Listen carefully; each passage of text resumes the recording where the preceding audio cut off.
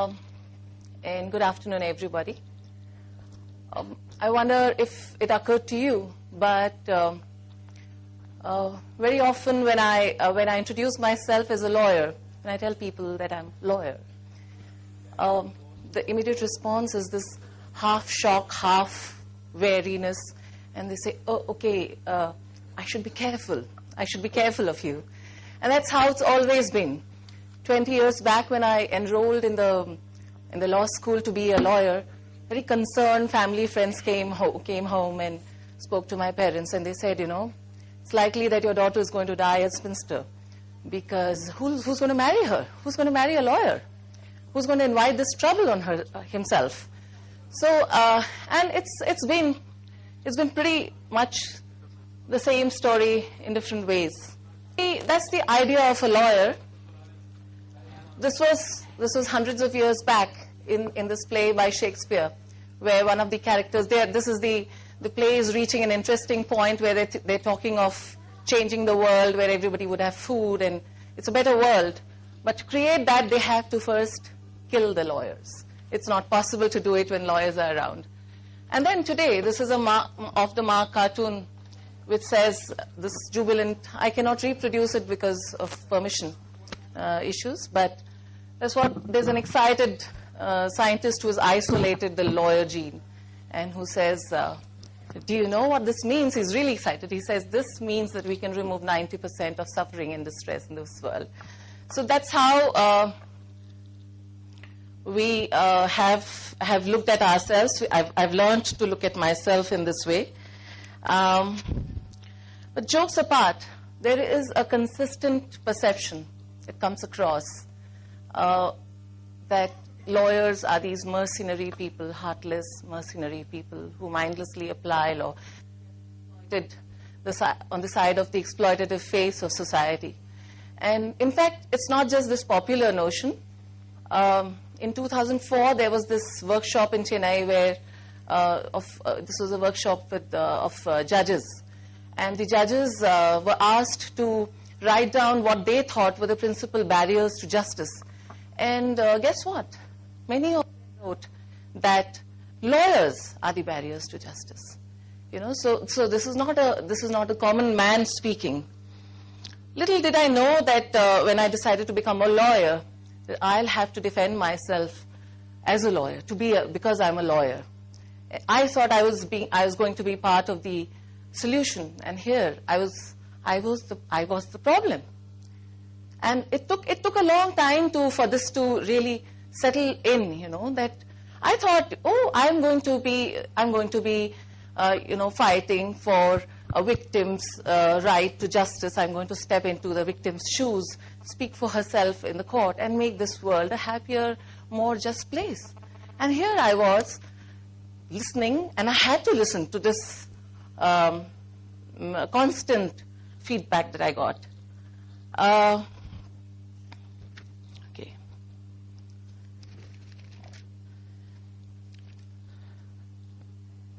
This doesn't go? Okay.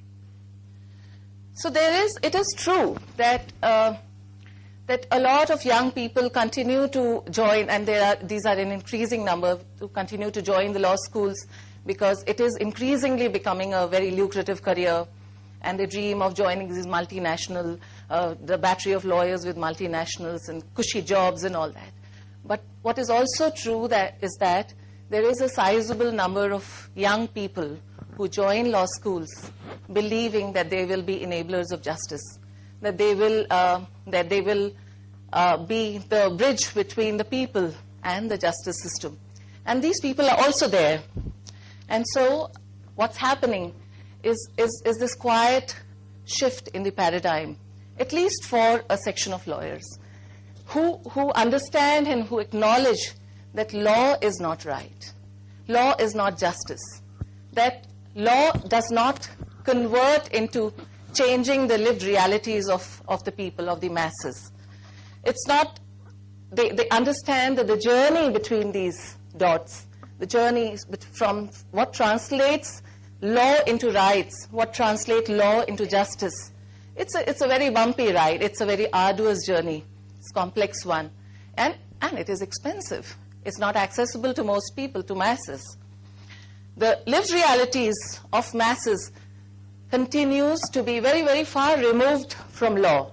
In fact, what also came across in this Chennai conference was that for most of the people, the confrontation with law and lawyers has been a negative one. So they perceive law as an oppressor and not as a road to justice. And so what we are doing and what I'll be talking about is something that is trying to correct this paradigm. And this is not my personal work. It's the work that a lot of us have been doing, and now we've kind of started converging. We've started coming together, exchanging our challenges, exchanging our strategies. And this is how we distinguish the new emerging paradigm from the old one. And I'll have a few slides. I'm a small part of this change. First of all, to use the distinction that Amartya Sen has used in his book, Idea of Justice, from Niti to Nyaya. So Niti being the letter, and Nyaya being the actual justice, the justice in people's hands. So cause lawyering, which we distinguish from the traditional lawyering, is about using law to help an individual or a group of individuals in claiming a right, and in doing so with dignity. So it's in a process where the person's or the group's self-worth is enhanced. Her or the group's dignity is enhanced. Their human rights are enhanced. It is something that starts with being partial to the vulnerable people, to the weaker people as against the influential, privileged people. And it's also a paradigm which says that law is not the absolute. It's not the final truth. It's something that has to evolve. It can be challenged. It must be challenged where it actually causes injustice, and it often does. So this is not about accepting law and fitting our cases into that pigeonhole of law that we often believe it is, but treating it as an organic, evolving, responsive mechanism where rights of the people are the goal. The law itself is not the goal.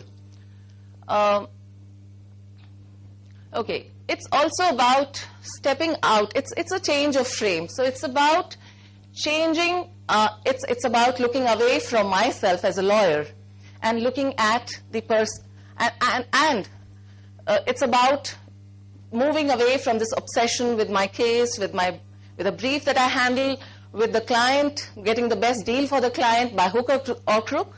It's about looking at every case and its potential impact on the society as a whole. Because what we are doing through every case that we handle is looking at the injustices that are rampant in our society, and every case becomes another opportunity to address it and to redress it.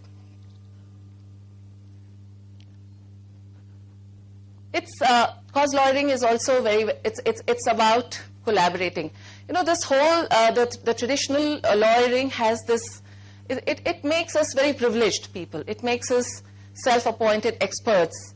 It gives us the monopoly over law. We're the only people who understand it. No one else does. No one else can interfere. And so we become the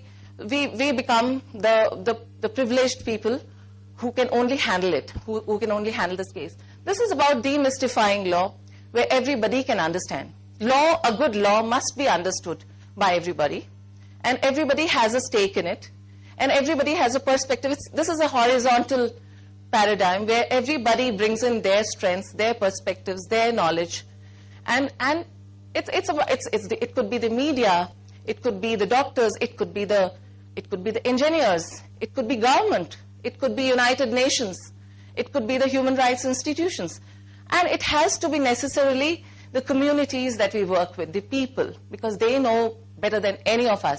They know what they want, they know what their issues are, and consulting with them, respecting their views, listening to them. That's what it is about. And then looking at legal intervention, legal action as part of a continuum of interventions where we are trying to together to make a better society.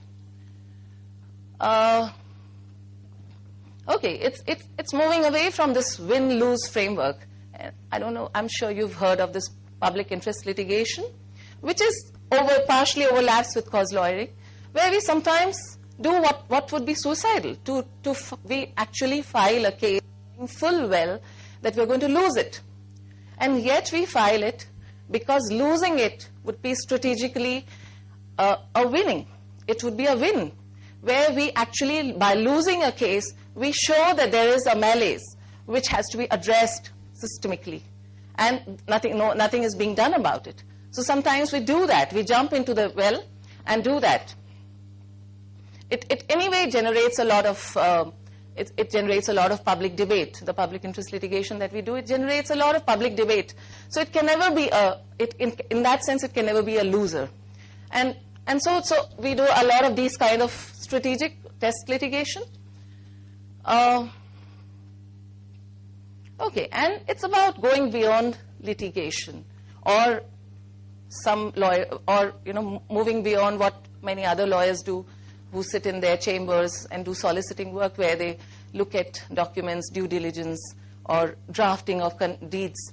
But this is about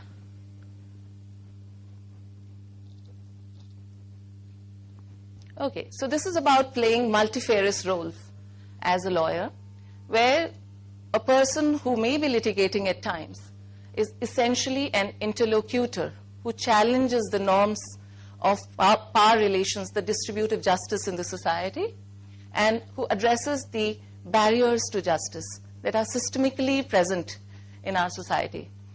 Then the lawyer becomes a humane interface between the formal justice system, this very, very alien, very elite, very, very difficult to reach, very difficult to access justice system that we have, and the common man who's struggling for very, very basic needs, who's struggling to even survive. The lawyer then becomes a modulator of our judicial system, the legal system. So the mechanism, the mechanism itself is the canvas that we work within. She is also the innovator in finding remedies. So a big challenge today as a lawyer is not that we don't have laws. In India, as it happens today, we have a lot of laws. We are experiencing what is called an increasing juridification of our rights, where the government is passing a lot of laws, and yet the laws are, very little of those laws are translating into rights in people's hands.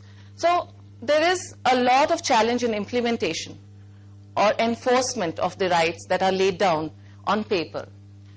The cause law is also about looking at how the laws are, when the laws are unable to render justice, and then calling out for reforming those laws or calling out for new laws. So there was this Vishaka case, which is now internationally known, which arose from a case of a gang rape of a Satin in Rajasthan, who was she was a volunteer who was trying to stop a child marriage. And as a backlash, she was gang raped by the men, upper caste men of the village. The case actually finally resulted in a public interest litigation in the Supreme Court, where what was argued was that in the absence of a law, a woman in India did not have her fundamental right to life secure, in the absence of a law to address sexual harassment at workplace. And this was a very, very vague kind of assertion. It could be considered vague, that a volunteer being raped at not in an office kind of a work a situation or place, but it was asserted, and the Supreme Court actually said that by not enacting a law to address sexual harassment at workplace, the Indian government had violated the right to life of every woman in this country, and they asked the government to draft a law. So it is actually that powerful. You can actually get a new law. There was no recognition of sexual harassment at workplace. The concept was unknown in the Indian legal system, even though we had signed on a treaty, international treaty, which recognized it as a wrong that had to be redressed. And this case actually led to a new law. The law has not been passed. It is a bill, but the Supreme Court laid the law in the interim. Okay, this is a quote from a UN Special Rapporteur, which I couldn't have said it better. It says, and I'll read it out because it's really well said, social justice lawyering, which is what we call cause lawyering, is necessarily an activist lawyering which transforms the power relations and thus facilitates the assertion of rights and entitlements of the poor through legal processes. Goes much beyond the traditional legal assistance and looks towards becoming an effective resource in the empowerment of the impoverished. It focuses on social transformation through use of law. So that's what we do. This is zooming out.